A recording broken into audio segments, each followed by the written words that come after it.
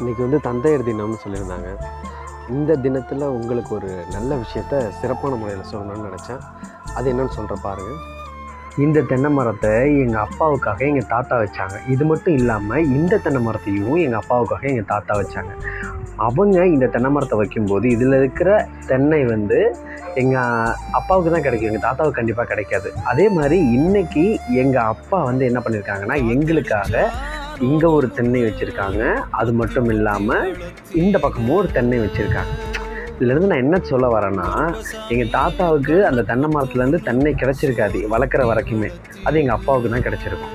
இப்போது எங்கள் அப்பா வைக்கிறதுல எங்கள் அப்பாவுக்கு தென்னை கிடைக்காது, அது எனக்கு தான் கிடைக்கும். இப்படி இந்த உலகத்திலேயே இப்படி எந்த ஒரு சுயநலமும் இல்லாத தன்னோட குழந்தைகளுக்காக தன்னோட வாழ்க்கையே அர்ப்பணிக்கிறாங்க பார்த்தீங்களா, அவங்க தான் அப்பா.